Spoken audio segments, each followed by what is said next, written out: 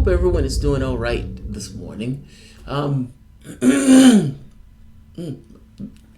is a little hoarse, so forgive me. So, yeah, I hope everyone is doing okay this morning. I have an interesting story that I want to get to today, and I realize the story is, if I am being honest, somewhat satisfying to get to. But before I start, if you guys enjoy the content, please feel free to share, like, subscribe. You can always support the content through PayPal or Patreon. Also, I want to plug our Patron Appreciation Show, and I should just call it Contributor Appreciation Show at this point. That takes place on Sundays at 1 p.m. Those shows have been awesome, and we've had right much support for those shows. So, if you're available and you want to hang out, you're more than welcome. Also, patrons can get those shows at any particular point. Even $1 helps. Doing this particular story, I have to be honest, was somewhat satisfying. And I couldn't figure out why. And I know maybe the why shouldn't necessarily matter, but I kind of want to know my motivations for things. And I think I figured out what the motivation is. So, in order to explain it, it's like words. You can never use a word, like one particular word, to get exactly what you want out of something. You always have to hit it at an angle. It always has to be described almost like an analogy. So I'll give an analogy. This analogy is kind of dark, but I think it makes my point in a very succinct way, even though it's not succinct at all. There was a scene in Battlestar Galactica where, not the old robots, the new one, the darker version of Battlestar Galactica. And in Battlestar Galactica, there was a point where the humans got sick of being nomads. We're tired of just going from pillar to post in space and having these robots continuously chase us. We want to settle down. And so they decided, a portion of them, to settle on a planet. They set up their own civilization, mediocre, but they set it up nonetheless. And part of them tried to live on the ground. The machines descended from the heavens.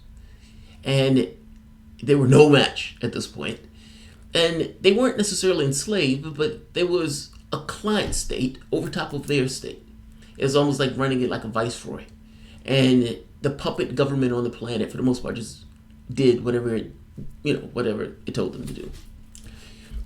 The machines set up paramilitary police forces of the human beings themselves and use those human beings to attack other human beings, meaning the police, paramilitary, those type of things, essentially to wreak havoc on some of the other human beings on the planet. Now, those human beings were fighting for liberation, but you can imagine this is somewhat of a shocking thing. Your own people are working at the behest of machines. So, long story short, because this is going too long, but long story short, they're rescued, they get back up to the ship, and a few, time period, once they're on the ship, the people who were on the planet and didn't succumb to the machine's influence in this way. There was a commonality amongst them. And in understanding that commonality, they started to hold the others to account that did not hold true to essentially this kind of thing that we should be brotherhoods. We're part of a team. We're part of a command structure. And they were blowing people out of airlocks. They would have trials and they would blow people out of airlocks. Now, I'm not saying we should blow people out of airlocks. We don't have spaceships. And even if we did, I don't think that's illegal. But I would say this. There should be a holding to account, definitely. In my head, I think that's how it feels. They've spent 2 years, mainstream media has spent 2 years engulfed in this very particular delusion, and they ran with it. Democrats pushed this for political reasons, but the media ran with it. And they stoked this fear and hysteria all throughout the country where people thought it was just a foregone conclusion that Donald Trump was working with the Russians. Their president was a foreign agent. 2 years. And in one stunning moment, it was all dashed. They were all wrong. We were right.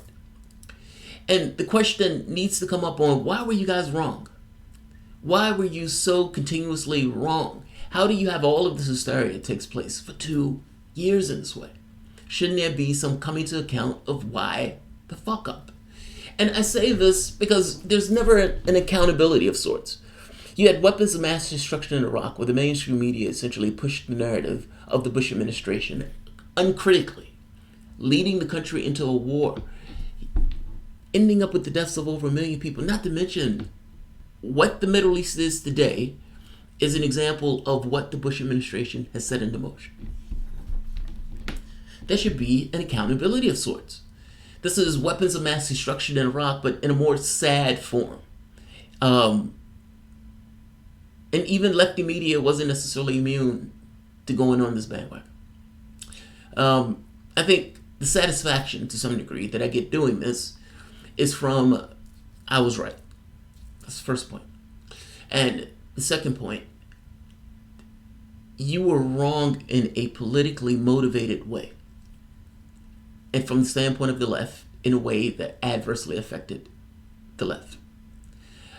Whether that's shutting down certain media on Twitter or Facebook or those channels, or just the argument itself that the status quo candidate didn't lose on her own merits, that she was somehow helped over the finish line by the Russians. Given that, any legitimacy at all is problematic. Not to mention this idea of the Russians is pushing for Black Lives Matter. African Americans don't have a thought in their heads. I mean, all of these stories get to certain legitimacy once you pile on to the Trump and Russia, etc., etc. So yes, there should be some level of accountability, particularly for people who consider themselves media personalities. The person you see behind me, of course, is one Mr. Cenk Ugyur. Cenk Ugyur has taken a particular tact on this, which is why I am talking about Cenk Ugyur right now. Ugyur comes out chest thumping, essentially saying, "Oh, you stupid Democrats. This is the worst case scenario." That part's true. But it's the distinction that's being made. I am standing here and you're standing there, and you were stupid because you believed in something that just was a fairy tale. And now Donald Trump can say that it was all fake news, completely delegitimizing the media and the political personalities. But Ugyur is making the point of, I haven't seen all of the information, and so my theory of the case still remains true, that something nefarious is taking place from the standpoint of Donald Trump because Mueller didn't go further into it. Now, this hinges on this idea that there's some major distinction between this particular point of view and the other Russiagater's point of view, and that this distinction is enough where there could be a certain chest thumping of not being wrong for something that to some degree is difficult to prove if you're wrong or not. Putting the new point of view to the side for the moment, there's also this idea that he never was in the Russiagate bandwagon. Well, that's objectively provable, right? And if there is video showing that Ugyur was at some point on the Russiagate bandwagon, that doesn't look good for Ugyur. And just to make the point, I came across the story because of Glenn Greenwald. Cenk Ugyur puts out a tweet. It always starts with the tweet, right? Let me be clear. I concede nothing. If Mueller report didn't look into Trump business ties with the Russians before the election and didn't look into the secret meetings with them after the election, then this is an epic debacle that looked into the wrong things. His point is, hey, I wanted Mueller to look into other things, and Mueller didn't look into those things. And so my theory of the case still remains valid. But you other sniveling bitches who went with this idea that Russia and Trump were working with one another, sad day for you. Problem is, Ugyur was on this bandwagon at one point.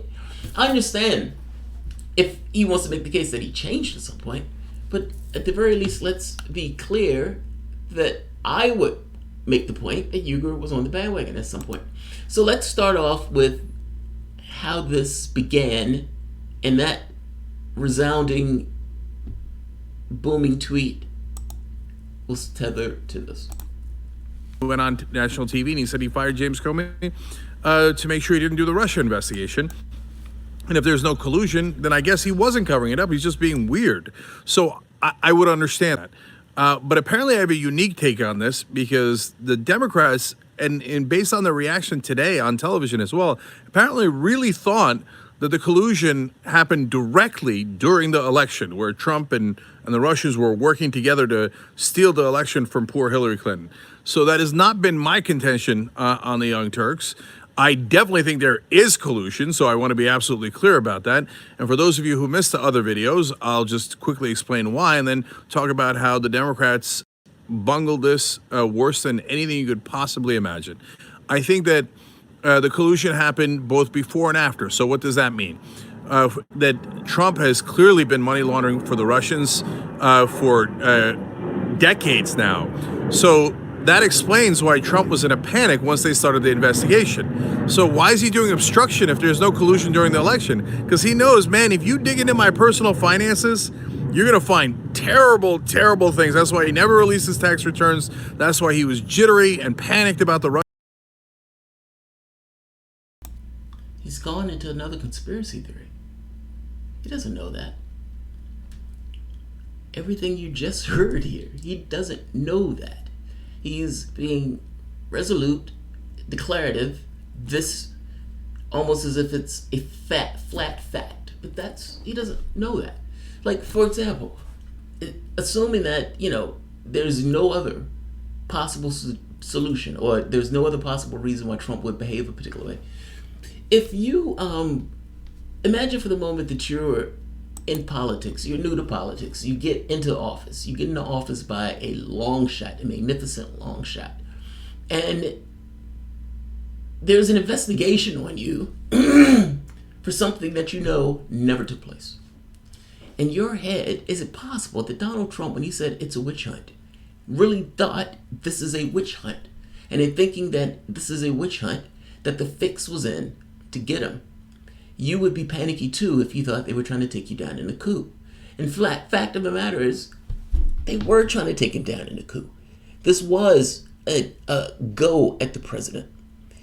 Imagine for the moment if Mueller came back with a different verdict. Mueller could have literally taken down the president of the United States. It was a Hail Mary shot to some degree. I mean, there's no way to know whose side Mueller was going to be on this. I heard Lawrence Wilkerson say, he's the cleanup man, meaning the Democrats were idiotic putting Mueller at the helm of this because Mueller was going to clean it up. Either way, it is what it is. This was a play at trying to take down the president of the United States over something that we just found didn't exist. And by the way, if you tell me that Donald Trump has some kind of income tax dealings where he's, like cheating taxes or something like that, and he's guilty of that, fair enough. If you tell me there's some kind of business dealings with Russia, some kind of ties, I can imagine that a businessman would have business ties in various places. And yeah, Russia may be one of those places. I guess I'm saying my issue more than anything else is, did Trump collude with Russia in order to cheat Hillary out the election? That has been the central issue, the central thesis of all of this. My contention has been no.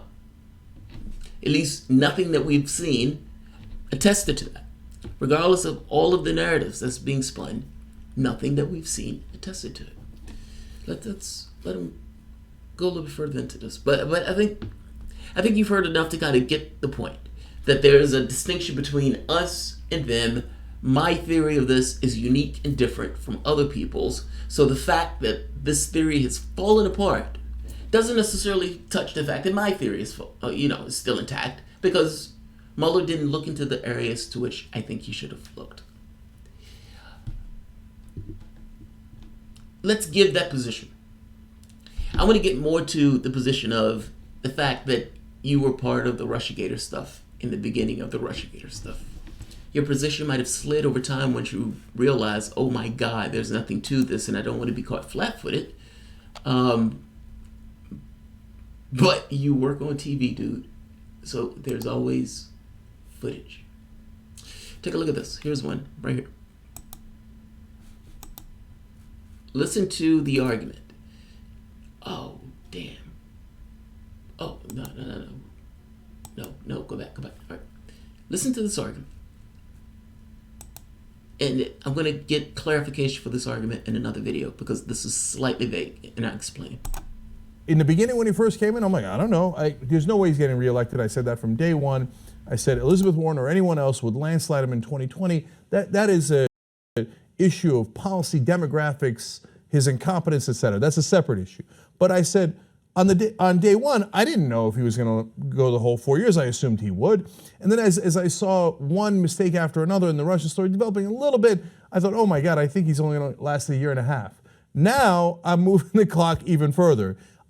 He might not last 6 months because he did a deal with the Russians. I'm not talking about a deal that people have loosely in their heads here where it's like, oh, I guess the Russians helped me win the election a little bit by doing some propaganda and they leaked the emails and that's helpful to me. And then later I'll think about lifting the sanctions and, something vague. Yeah, I won't say that, right? But you know how this is going to go. I become president, you get the sanctions lifted, everybody's happy. And you could keep that perfectly vague and totally get away with it. That is not, my guess is, that is not what happened. No, Trump didn't ever really care that much about being president other than winning. I'm going to be winning, right? The number one thing and almost the only thing he cares about is money. Money. He did a business deal with the Russians. You give me money, you give me a portion of the oil contracts, then I lift the sanctions for you guys. So when I lift the sanctions, I Donald J. Trump, make money. That's the... All right, so 2 points. When I first heard that, I was like, well, this is slightly vague. Is he talking about what elements of the first theory of the case? Because all of this would be dependent upon Donald Trump getting elected. Meaning, is he saying that the Russians are helping Trump, in which Trump turns around and reciprocates with the sanctions, and then they reciprocate giving him cash?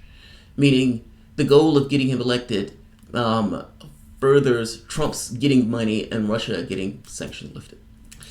And I was like, well, to give the benefit of the doubt, maybe he's talking about after their election, not so much. In an old video that I did, actually, take a look at this. This is a throwback to the past. I give myself permission to use this video. Covered up. What's happened is that Democrats. Let's see. Let's go to 17, 20. Let's start here. Let me just agree with Michael in part there. I think the Democrats do warmonger and are in bed with McCain and Graham to try to push us towards more hostility with Russia. That's disgusting, and we all are against that, right? But I also want to be clear about my position, for example. So I think that Trump definitely has to deal with the Russians. Now, I could be wrong, and I don't have all the evidence on financial transactions. Super clear on that, okay? My belief is that he has some arrangement with the Russians. Okay, now... What does that mean? All right, now, more clarification is given to that on 21:11.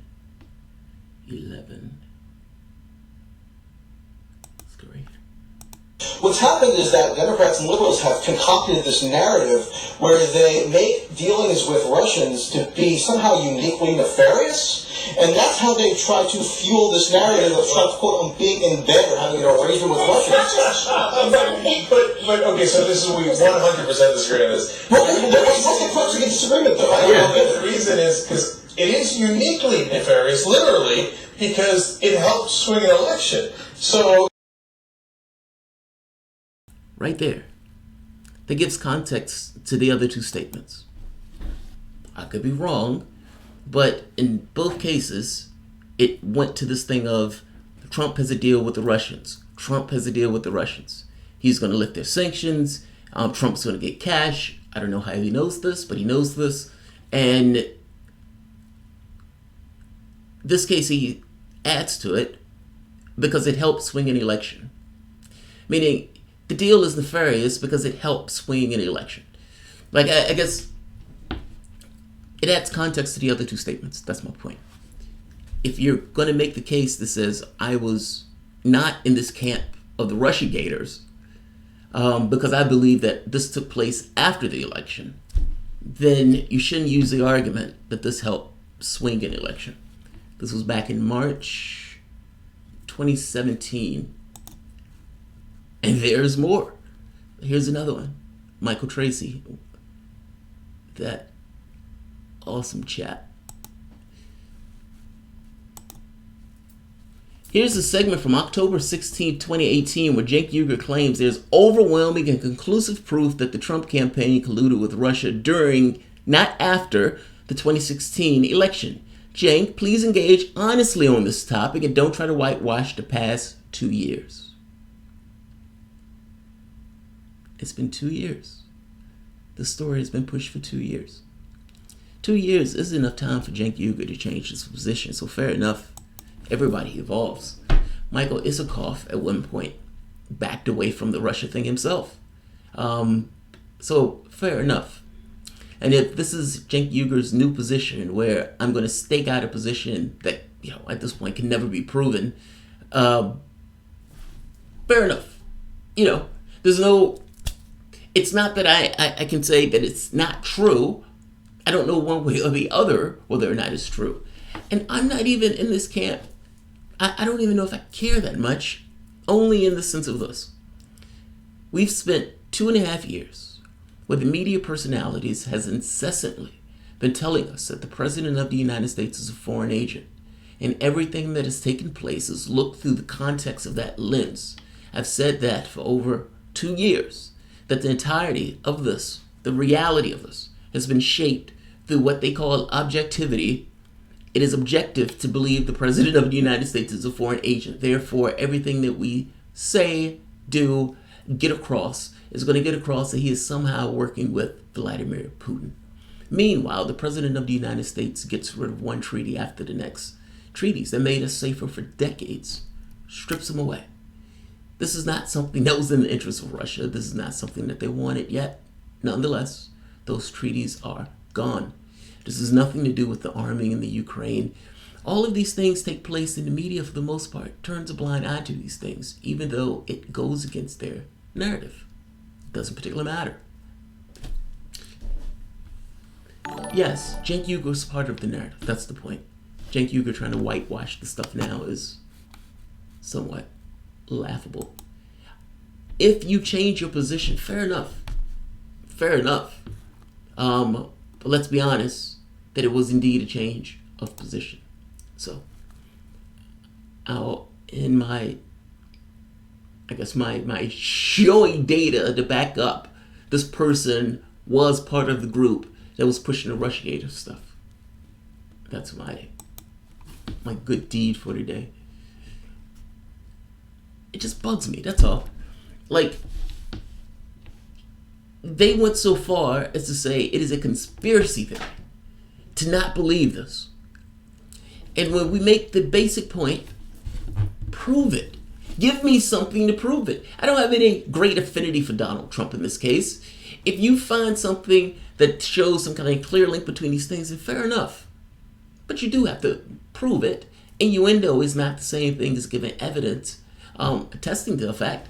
Even the troll farm, the thing that they're calling a troll farm, that puts out ads in order to kind of generate revenue. Even that, it's a subset. The tweets or the posts that were about the election were a subset of a larger set of tweets. A larger set of posts.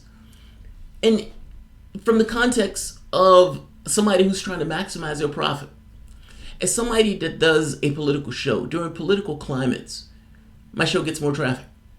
But that makes more sense. There are more people looking to try to research the candidates and figure out, get more information on those candidates. Why wouldn't the same thing be true for a troll farm? Think about it for the moment. Your job is to put out posts that people click on. You're in the middle of a political climate. Why on earth would you not put out those? I'm just saying, everything is looked through this sinister lens. Is it possible that Russia was trying to interfere in our elections? Yes, it is very possible. But how can I get up in arms about that? I think we should secure our elections, yes.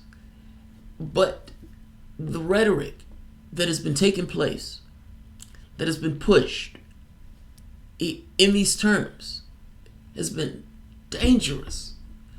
Do you realize the nuclear clock has been moved to 2 minutes to midnight? Because the relations between the two countries is so toxic.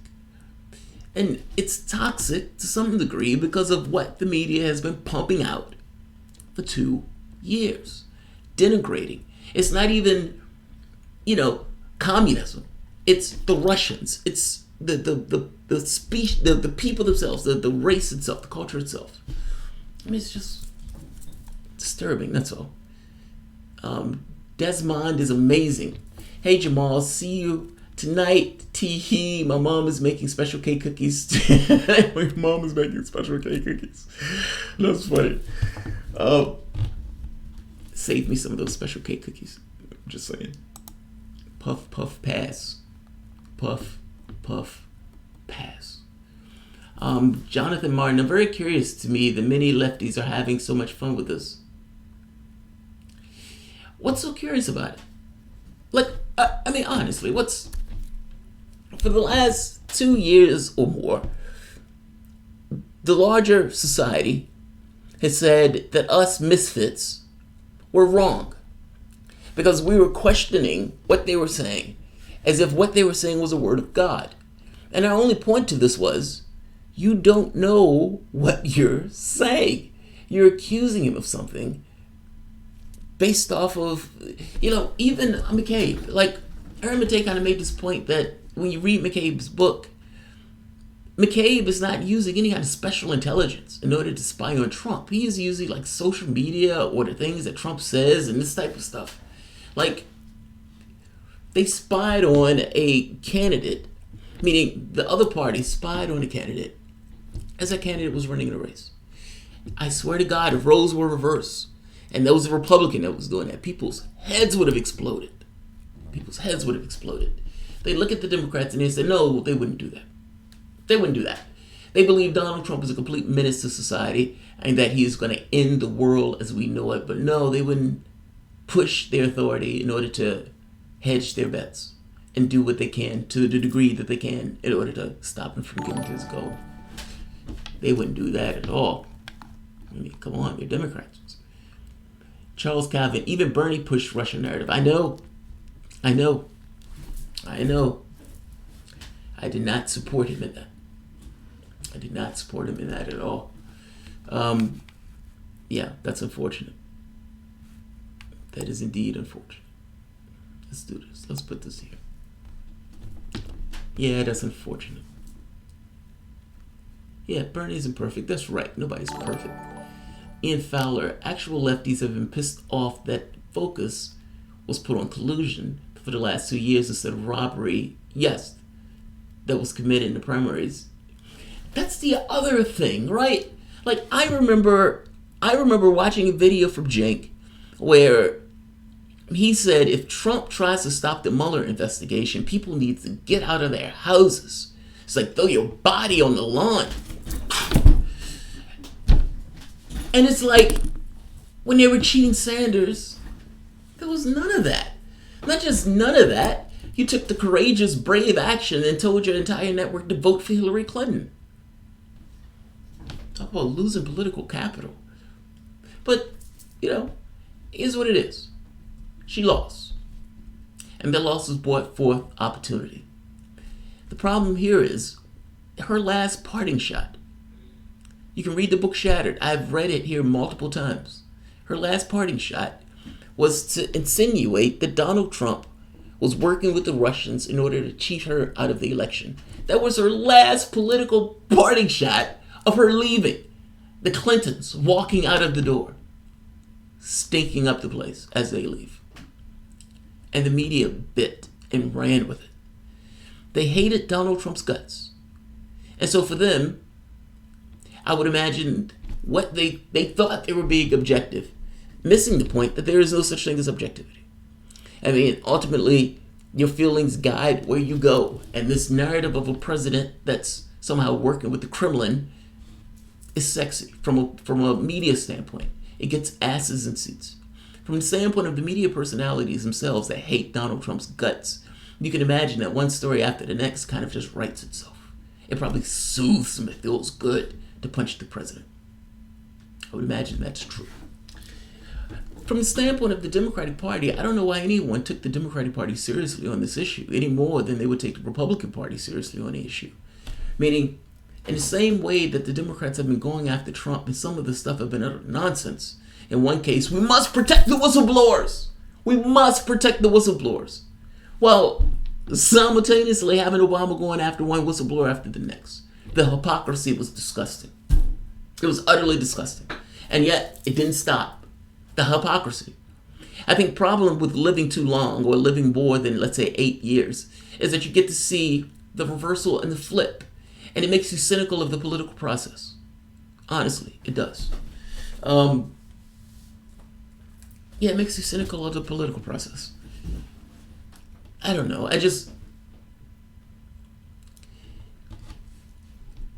They, for the most part, told us we were insane for doubting what they were saying.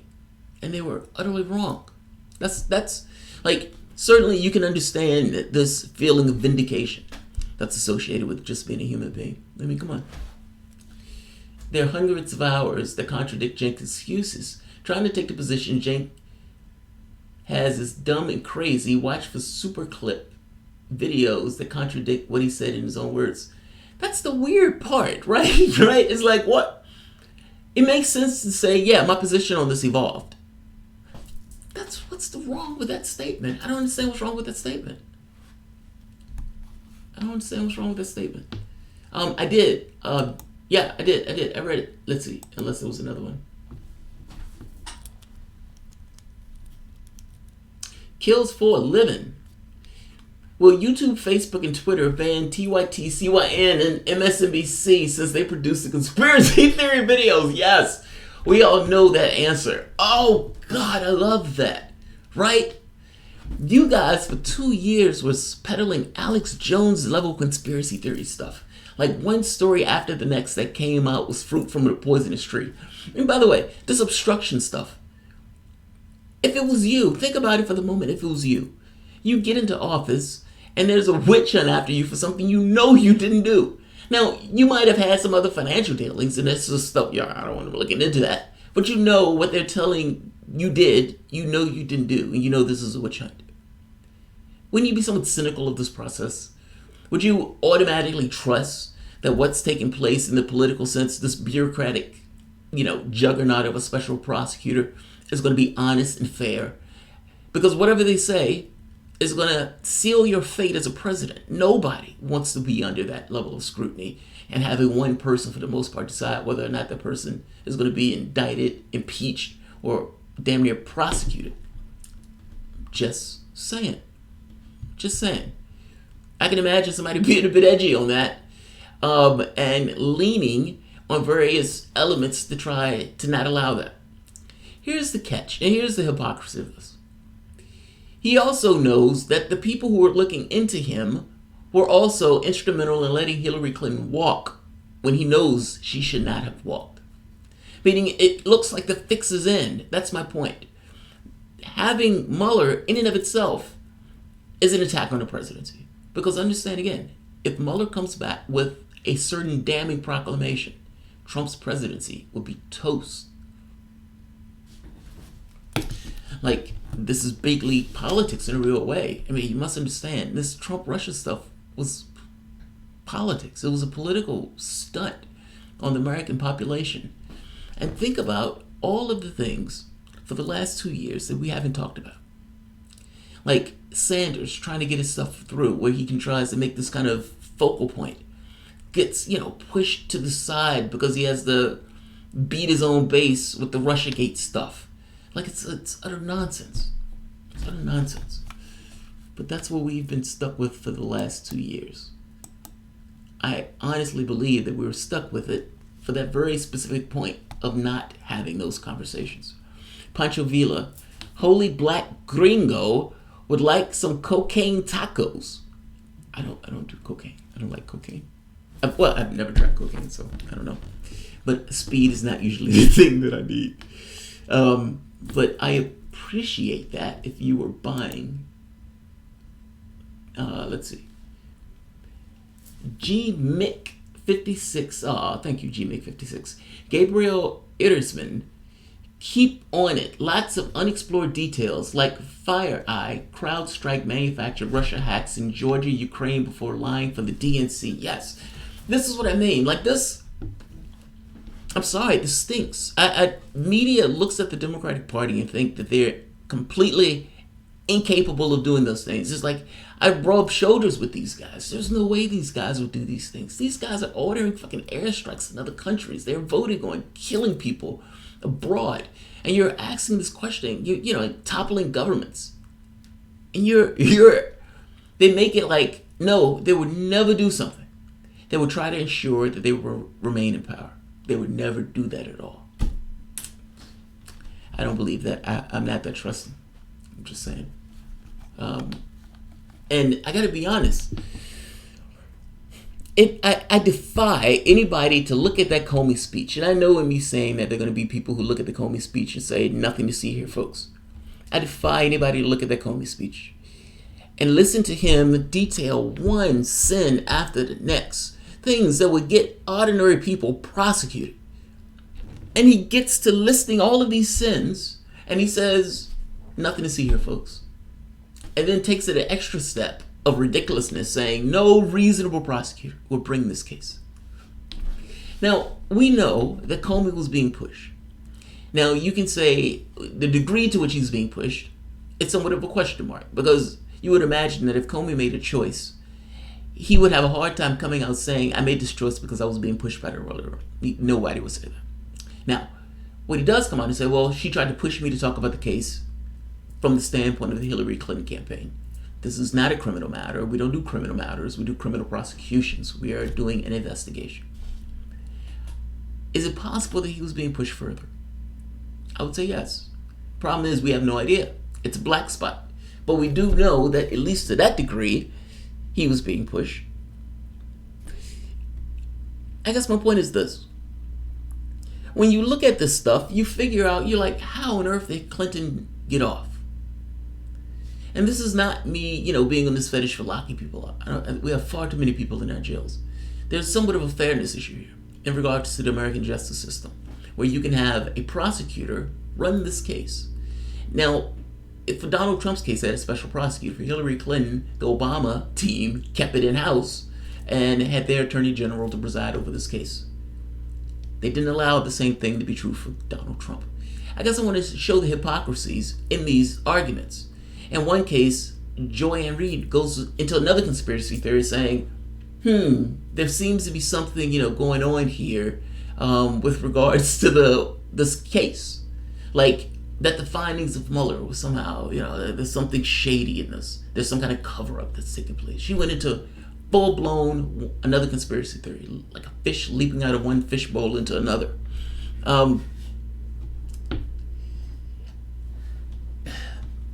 This has just been a weird 2 years. This has been a very bizarre 2 years. Ricky Raven. There's no one who looks like Kamala Harris or AOC in the xenophobic GOP sausage fest. Oh, real-time dark legend. Here's a Democrat. Mr. Mouse, chief engineer. Most of the time, the Democrats are talking about Bernie Sanders. They're trending #1 on Twitter and attacking him. Yeah, they like attacking Sanders because they're faced with a problem, right? I mean, think about it from the standpoint. Don't think about it from the standpoint as if the Democratic Party is one united thing. Think about it as if, in the same way you can say society is essentially made up between the contradictions of those things, meaning government is the interplay between the haves and the have-nots, the competing interests of various factors within the society itself. Government is that intermediary that kind of balances these things out to some degree.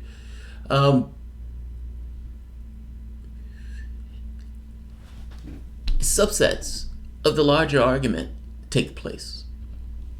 Like a subset of subset, if you want to make that case. So within the Democratic Party itself, There's, of course, factions. There's a ruling faction of that party that has a particular ideology that worships profit over human beings. They would coat this in the language of FDR, meaning they would keep the iconography of the party itself while simultaneously essentially gutting all of the meaning of the words. It's this belief that you can use words in these kind of malleable ways to give people an impression of one thing while doing something else. So in, let's say, the Republicans' case, they would talk about Medicare, or they would be like, we're saving Social Security, which means they're trying to cut or get rid of Social Security. It's given the tax cuts. Those tax cuts were absolutely gross. The hope and change stuff, and then getting in office and then saving bankers while letting homeowners go bust. I'm saying these things, this is a ruling ideology within the party itself. You could have given the money, instead of giving it to the bankers, you could have given it to the homeowners themselves and wiped away their debts. The bankers still would have been paid in that process. You could have prosecuted those bankers for putting those fraudulent loans. There were things that could have been done. Those things just weren't done. And you find out later on, oh, the fix was in. The people he was putting in his administration itself were from Citigroup. Fix was in. All of the hope and change rhetoric is marketing, branding. It's like Pepsi Cola.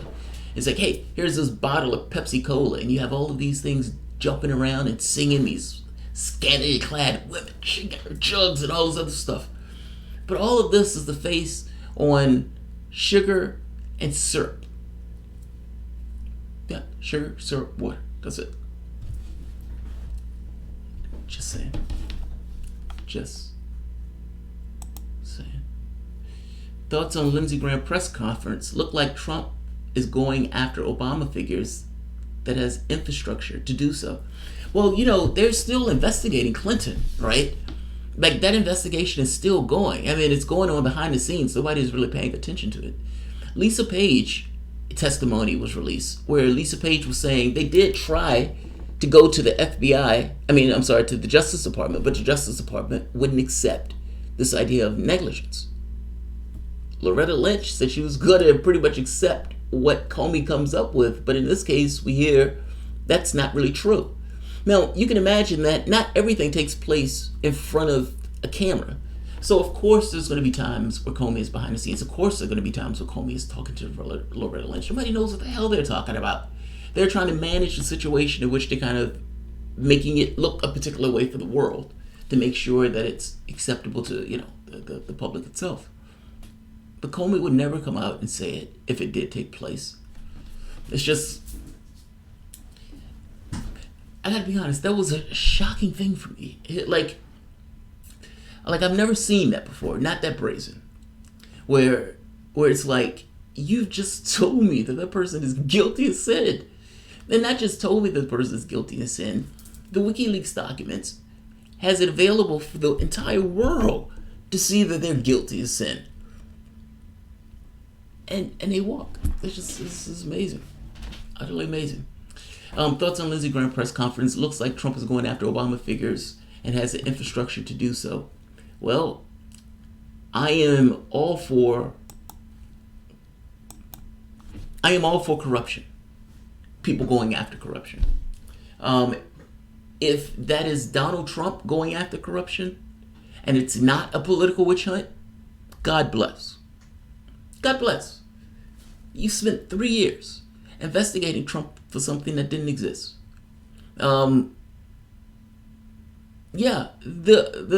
Corruption investigations are not a bad thing at all. They're a bad thing if they're being used for political witch hunts. And that's kind of always the problem with situations like this. Gotta be honest, I don't trust Republicans to do these type of investigations, honestly. I'll just say it that way. I mean, this is the exact same party that made the determination that they were going to not let Obama get his pick, his Supreme Court pick. They did that purely for political ends. They didn't care about the consequences. They wanted their guy on the bench, and they were willing to go to the mat to do so. And we're going to trust people that are willing to do stuff like that with doing corruption investigations. Now, I guess the secondary thing is, well, who else would do the corruption investigations? Hence our fuck this. Hence our fuck fest. Alright. This video has gone way longer than I thought this video was going to go. But thank you guys for joining me. If you guys enjoy the content, please feel free to share, like, subscribe. You can always support through PayPal or Patreon. And please join us for the Patron Appreciation Show at 1 p.m. on Saturday. Those shows are usually really, really good. So feel free to join us. Those shows are also uploaded immediately after the show. So anyone that's a patron can get access to those shows. If you're not a patron, but you contribute through through PayPal or something else, just let me know. I'll send you the link for the show. Thanks all. Bye-bye.